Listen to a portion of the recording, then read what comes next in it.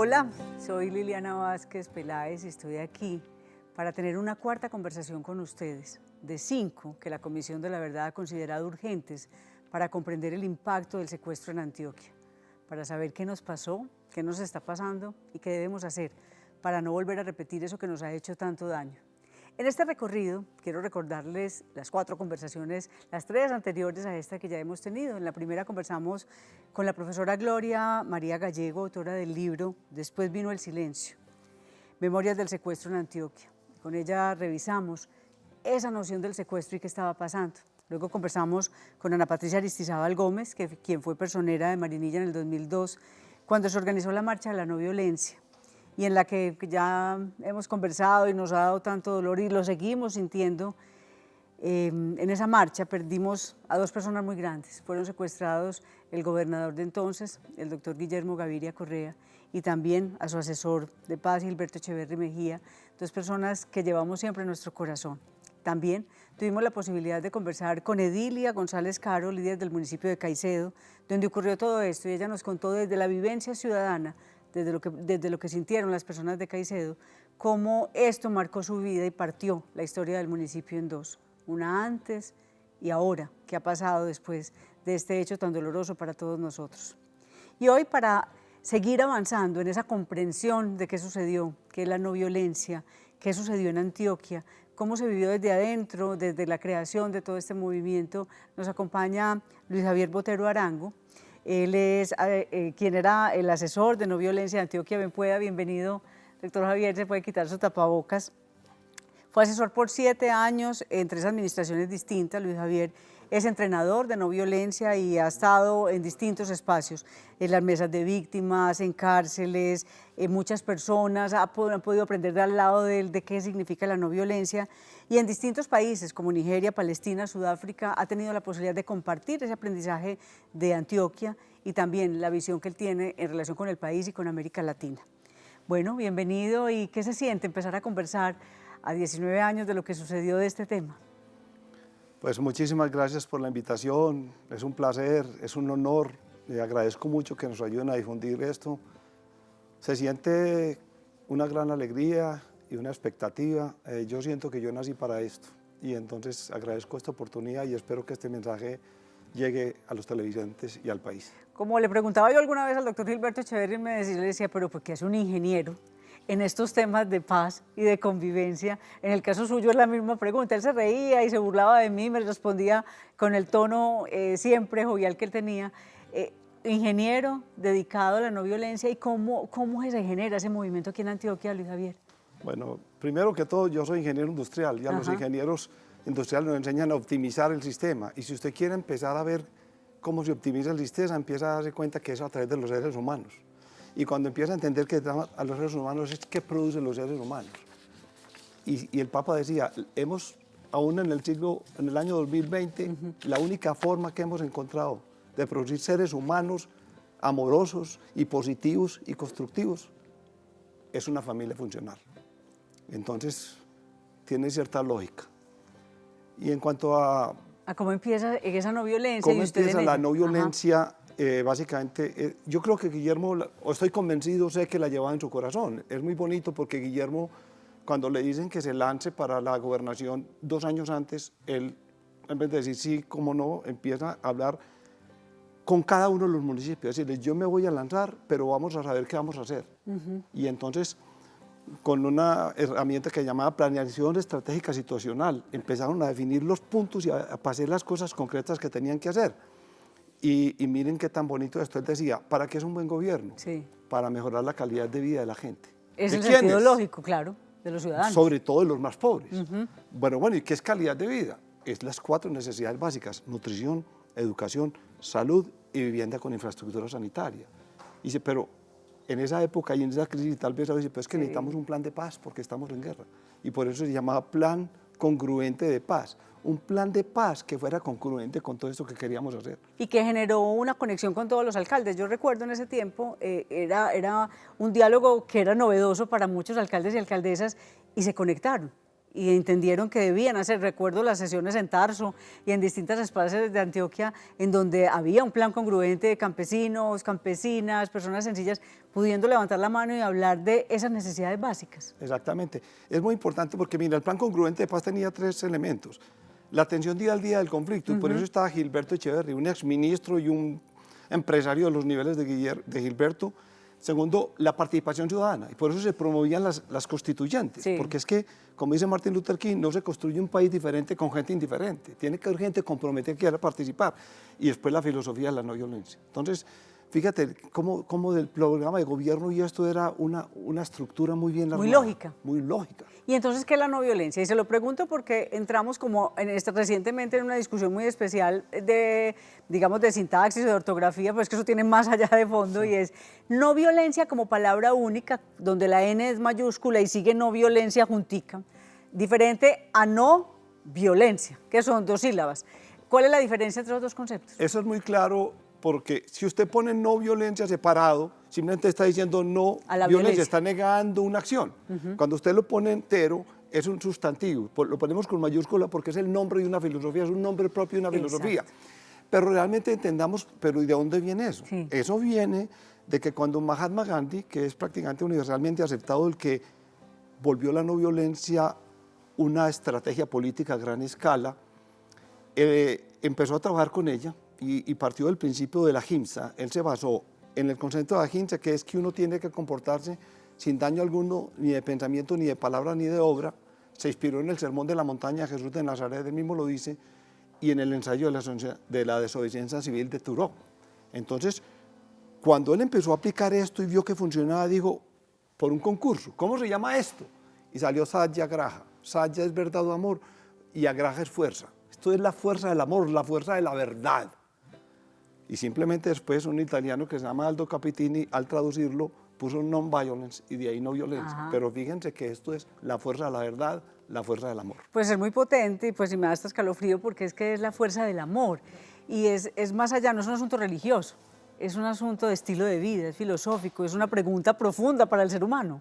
Mira que se dice en la no violencia, decimos, la única fuerza capaz de transformar un enemigo en un aliado es el amor.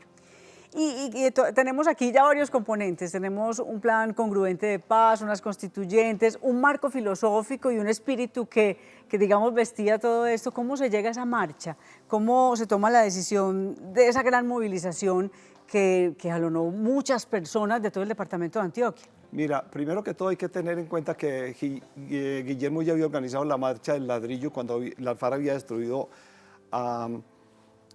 a este pueblo que está antes de San Carlos, a Granada, y hubo la marcha del ladrillo a Granada. Entonces, él tenía ese concepto y él conocía a Gandhi. Simplemente que cuando estaba en su gobierno a mediados y él empezó que necesitamos una filosofía para este plan congruente de paz, alguien le comentó que había una persona que era yo, que ya estaba entrenado en no violencia y que tenía pues una cierta experiencia. Y entonces él me llamó a mí a trabajar en la gobernación. Entonces se creó la asesoría de no violencia en la gobernación de Antioquia, que es el primer cargo público en la historia de la humanidad que tiene la palabra no violencia. Bueno, y eso es importante tenerlo en cuenta porque ¿por qué estábamos hablando de no violencia? Sí. Porque resulta que cuando venía el cambio de milenio, la Asamblea General de las Naciones Unidas recibió una solicitud de los premios Nobel de la Paz liderados por la Madre Teresa diciendo: viene un cambio de milenio y ustedes que son la Junta de Acción Comunal del mundo entero, aprovechen porque a los niños de hoy hay que enseñarles que es posible la paz. Estamos en 1998, 1999. Claro, entonces, en la resolución 25 del 19 de noviembre de 1999, la Asamblea General de las Naciones Unidas declara por unanimidad que el decenio 2001-2010 se llama decenio de la cultura de la paz y la no violencia para los niños del mundo. Y mientras tanto aquí estábamos en plena violencia. Entonces resulta que dentro de ese marco es que en la administración del alcalde Juan Gómez Martínez se había hecho un proceso de entrenamiento en el cual había participado yo y por eso que era primero un taller básico de 2 días al cual asistieron, digamos, 30 cacaos de aquí. Yo era un infiltrado porque yo no era cacao. Un cacaíto. Pero después hizo un proceso de entrenamiento de 4 semanas. Eso fue lo que yo vine a aportar. Entonces cuando el proyecto de Caicedo, ¿qué pasó? Llegó la Federación de Cafeteros. Esto va a ser breve, le dijo a Caicedo, no les puedo volver a comprar más café porque nos robaron 500 millones el año pasado. Caicedo le dice a Guillermo, gobernador, necesitamos ejército. Y dice, yo no puedo dar ejército, pero estamos hablando de no violencia. fuimos allá, dimos los elementos.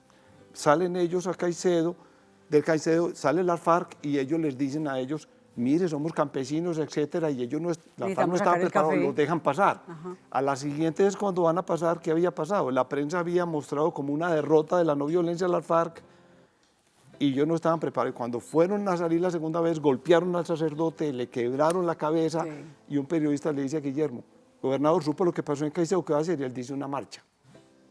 Llega al Consejo de Gobierno, el secretario de Gobierno, que era Juan Manuel Restrepo, le dice antes de empezar, dijeron que usted dijo en televisión que había una marcha a Caicedo, yo como secretario le digo que no se puede. Guillermo dice, empieza a oír opiniones, decide hacer una votación que deja en cargo Iván Echeverría, él se retire para que haya una votación libre, y la votación fue, estoy casi seguro, 28 votos en contra y 8 a favor. O sea, fue una decisión llevada también, claro, en contra, pero él decide que sí. Guillermo dice muy honestamente, voy a respetar su decisión, aplazo la decisión, pero tienen que entender que en el fondo esta decisión es mía y la va a planear. Salimos de la reunión y él me llama a mí y me dice, Luis Javier, ¿usted qué opina de la marcha? Y yo le dije, pues es que yo no sé mucho, le preguntamos a Lavalle, dijo, dígame qué piensa. Yo le volví a decir, ¿qué piensa usted? Me dijo, no, dígame qué piensa usted. Y le digo, gobernador, si usted no hubiera dicho que la marcha iba a ser, podríamos buscar otra acción directa distinta. Pero como usted ya dijo, se comprometió. Ya francamente creo, y la no violencia dice que uno no se puede dejar vencer de la violencia. Y él dijo, tiene razón, yo sabía que le tenemos que hacer, empiezo a organizarla. Bueno, ahí de eso estamos conversando hoy en nuestras charlas que liberen. Estamos con un tema central que nos permite mantener esta conversación. ¿Cuándo pasa? ¿Qué pasa? Cuando se destruye un líder, y estamos conociendo de la memoria y de la presencia de Luis Javier, de todo ese ejercicio y de todo ese proceso, para que ustedes comprendan muy bien qué fue lo que pasó en Antioquia. Vamos a un corte y regresamos para saber el impacto de todo lo que sucedió.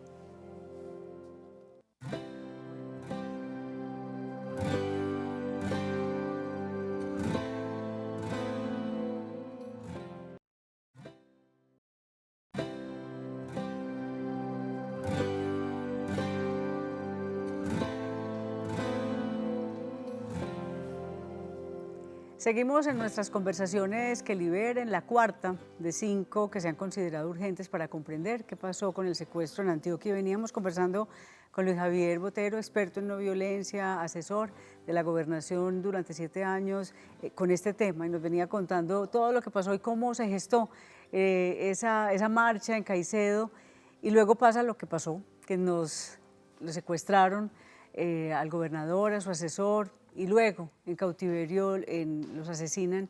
¿Cuál fue el impacto de esto en Antioquia, en el mundo entero? Porque veíamos este libro que usted tiene ahí, que está traducido al inglés, sobre Guillermo Gaviria. ¿Qué pasó? Sí. Es importante mencionar que Guillermo ya ha ido a la Conferencia Mundial de Kingston, Rhode Island, a la cual yo lo invité antes de empezar a trabajar como asesor.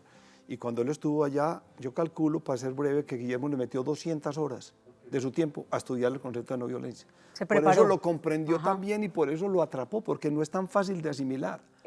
¿Por qué es tan difícil entender el amor como un camino? No es que sea tan difícil, sino que la gente es muy escéptica a quien dice que por las buenas la gente cambia. ¿Cree que es romanticismo? Y hay gente que cree que esto simplemente es banderitas blancas y no entienden el fondo, pero como Guillermo lo estudió a fondo estaba convencido. Por eso cuando la marcha, aunque él ya había hecho la marcha del adobe o el ladrillo a Granada, él dijo, esta es la alternativa, y por eso estaba convencido. Entonces la marcha se organizó para que fuera antes de la Conferencia Mundial, porque él en esa conferencia de Kingston había pedido la sede para Medellín de la Conferencia Mundial de No Violencia, que acuérdense que hizo entre el 23 y el 26 de abril. La marcha fue miércoles 17 de abril 21, lunes 22 y martes 23 empezó la Conferencia Mundial, donde esperamos tener a Guillermo, y el gran vacío era que él no estaba. Ese impacto, eso nos movió a los antioqueños, nos movió a quienes estábamos trabajando en el mundo de lo público. ¿Qué pasó con las demás instancias, con los demás municipios, con toda esa asesoría internacional y todos los que estaban en Lafayette y todos los que estaban pendientes de esta marcha y de ese hito? Pasaron muchas cosas. En Colombia, pues yo creo que hay 2 ejemplos. El primero es Caicedo. Caicedo es un municipio que hizo una votación de toda la población y declararon municipio no violento. Allá está el parque en homenaje a Guillermo, y en Urrao está el parque de la no violencia, que también es el primer sitio público en Colombia que tiene el nombre de no violencia. Pero está, digamos, el legado de de Caicedo y su compromiso con la no violencia. Está todo lo que se llama el concepto de Mayo por la Vida. Y lo curioso es que en Colombia nadie entendió muy bien a Guillermo, pero en la India, como el doctor Radhakrishnan, que vino acá o sea, y exterior, que maneja sí. el legado de Gandhi en la India, pero para que la gente entienda qué es Gandhi en la India es Simón Bolívar, el Sagrado Corazón de Jesús y un presidente con 100% de popularidad en una persona. Eso es una cosa inimaginable. Radhakrishnan vino y se impresionaron tanto con Guillermo que en la India yo le calculo que hay 100 o 200 millones de personas que saben quién es Guillermo Gaviria. Y este libro se fue porque en esa difusión que se ha hecho a través de lo que se llama la International Violence Conference y las conferencias mundiales que hemos organizado, donde se ha contado la historia, los líderes que llevaban no pueden creer que en el siglo XXI un líder que estuvo dispuesto a dar su vida por la no violencia. Y Guillermo escribió el diario de un gobernador secuestrado.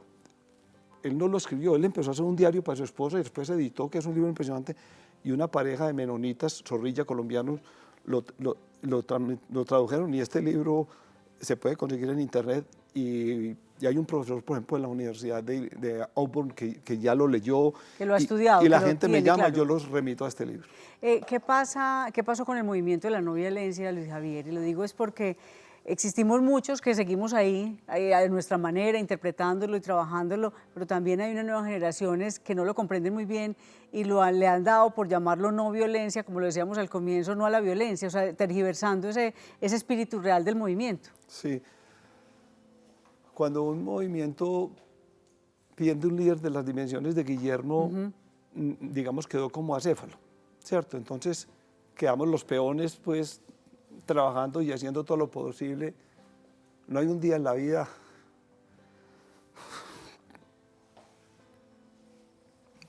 donde yo no recuerde a Guillermo. Es un peso que yo tengo con el compromiso con su mensaje, pero su mensaje sigue vivo. Es una semilla que está esperando simplemente el momento oportuno para nacer. Gandhi decía, la no violencia es la fuerza más poderosa jamás ideada por la humanidad. Y Martin Luther King es una fuerza social transformadora a gran escala. Entonces, la no violencia, ¿por qué yo tengo tanta fe? Porque es que la no violencia va en el sentido de la evolución.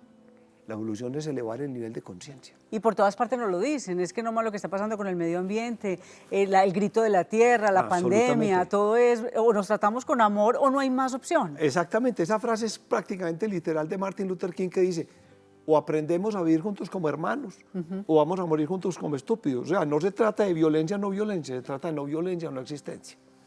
¿Qué legado podemos aprovechar para este país, para esta región, de todo ese espíritu de la no violencia en momentos como en los que estamos, Luis Javier? Yo creo que lo primero que hay que hacer es que esto tiene que ir al sistema educativo. Nosotros tenemos que preguntarnos qué tipo de ciudadanos queremos, necesita el mundo si va a sobrevivir a ser una especie en peligro de extinción. Ciudadanos conscientes, comprometidos y enfocados en el bien común. Sí. Si la educación sigue enseñándole a la gente que la educación es para que tú aprendas a ganarte la vida, o sea, que te enseña a pensar solamente en ti, y por eso a la gente no le hablan ni siquiera de los objetivos de desarrollo del milenio hasta el 2000 y después de los objetivos sustentables, no los domina y le enseñan a entender que todos dependemos de todos, no. Entonces hay que meterlo al sistema educativo.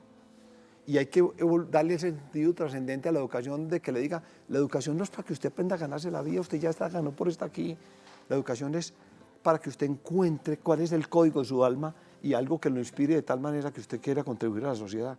Ese es el gran cambio que necesita el mundo en el sistema educativo, formar seres humanos que sientan su compromiso no solamente con los otros seres humanos, sino con toda la creación. Claro, y lo necesitamos para los estudiantes, para los docentes, para las organizaciones sindicales, de todo el mundo, de los docentes. O sea, creo que nos debemos poner de acuerdo todos para garantizar ese ser humano que necesitamos. Lo podemos llamar ciudadano en la lógica de gobierno, pero al final estamos necesitando un ser humano distinto y ese es como el grito desesperado por todas partes. Seamos distintos y ser distintos es creer que nos podemos querer, que podemos confiar en el otro. Absolutamente. La no violencia enseña, el primer principio de la no violencia es ser valientes, y es que uno tiene que participar, no se puede dejar de tratar bambolinas, pero también dice que uno no ataca a las fuerzas del mal, y no las personas que hacen el mal. ¿Cuáles son las causas? Cuando uno se acerca a una persona y se acerca de corazón y entiende su pasado, es muy fácil de entender. No sé si da tiempo, ahorita podría contar una historia de un libro sobre eso. Nos quedan como 5 minutos. Pero si uno no aprende a entender el pasado del otro, Mejor dicho, para ser simple, San Pablo decía, si pudiéramos entender, no necesitaríamos perdonar. Y yo por eso te decía ahora las loterías, es que cuando uno nació de buenos papás, cuando uno nunca fue abusado, cuando uno nunca pasó hambre, cuando uno tuvo educación, supo que tuve educación primaria de bachillerato y universidad, que en Colombia eso es un lujo, cuando nunca no ha sido secuestrado, cuando no lo han violado, no, es muy fácil, pero cuando uno ve ese dolor acumulado en esas personas, hay que entender y por eso tenemos que hacer todos un proceso de sanación y de comprender de dónde venimos. Claro, cuando se conversa desde la psicología con alguien, tú no ves, esa persona está representando casi 7 generaciones más hacia atrás y está cargando con un montón de historias. En este tema de la violencia es clave comprender esa realidad. ¿Por qué vale la pena saber? La Comisión de la Verdad ha insistido que hay que saber y que esa verdad es necesario para poder comprender lo que nos ha pasado. ¿Usted cómo ve eso en esta lógica y en este momento? Eso está en ese principio, es que no ataque a las personas, las causas, mire qué ha pasado, por qué se ha generado, cuáles son los imaginarios colectivos, cuáles son las creencias. Y aquí tengo que hacer una acotación importante, es que a veces nosotros confundimos una cosa con otra. Si usted hiciera un mapa en Google Earth y marcara los países más religiosos y después marcara los países más violentos, encontraría que son casi los mismos.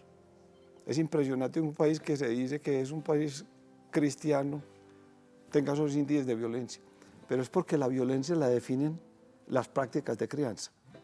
Está demostrado que el 85% de la violencia de cualquier grupo humano está determinado por las prácticas de crianza. Por eso es tan importante que revisemos eso. ¿Y por qué soy optimista? Porque desde el año 2002 la Organización Mundial de la Salud concluyó que la violencia es una enfermedad prevenible. Informe Mundial de la Salud 2002, violencia en la salud, busquen. O sea, si es una enfermedad prevenible es que es eliminable. ¿Y dónde está? En la educación y en generar las condiciones para que desaparezca. ¿Qué pasa cuando se destruye un líder? Cuando se destruye un líder simplemente se pierde tiempo, se atrasa el proceso. Me acuerdo que en el gobierno de Aníbal a él le gustaba medir cuántos días habíamos salvado con la reducción de las muertes. Pensemos en este momento en Colombia y pensemos que Guillermo Gaviria iría a cumplir el año entrante 60 años. No, joven. 60. Yo tengo 67 hoy. Acabo de cumplir 67. Imagínense una persona como Guillermo Gaviria con su compromiso de no violencia. Con esa fuerza. Y lo matamos de 40 con 20 años más de experiencia. Fíjense lo que perdió los Estados Unidos, que a Martin Luther King lo mandaron en 1963, 68, había nacido en el 29. Mandela nació en 1918, 11 años más que... Si Martin Luther King hubiera vivido lo que Mandela, los Estados Unidos perdieron 50 años adicionales de vida de Martin Luther King. Eso es lo que se pierde cuando se pierde un líder de esas dimensiones. ¿Con qué nos quedamos? ¿Qué invitación quisiera usted hacer, Luis Javier, para quienes nos están viendo y son nuevos en este tema? Otros tenemos muchos aprendizajes y hemos tratado de insistir en la no violencia en nuestros pequeños actos cotidianos. ¿Cómo podemos, en este día a día, en ese aprendizaje familiar, en la crianza, lograr incluir la no violencia como fundamento? Primero, hay que tener fe porque la evolución es hacia adelante. Segundo, entender que, como decía Martin Luther King, no se construye un país diferente con gente indiferente. El cambio empieza por aquí. Yo me tengo que comprometer a ser el mejor ser humano posible, el más decente, el mejor ciudadano que pueda ser, inspirar a otras a que lo hagan. Bueno, aquí hay un reto muy grande para lograrlo, para lograr avanzar y para entender nosotros cómo nos comprometemos. Y el sector educativo, que es la apuesta que usted dice que debemos asumir, ¿lo pueden hacer? ¿Sí es posible? Absolutamente. Yo creo que si FECODE, con el peso que tiene la educación del país, se comprometiera con la no violencia, FECODE, a través de la no violencia, de la buena fe y del amor, transformaría este país en un tiempito muy corto.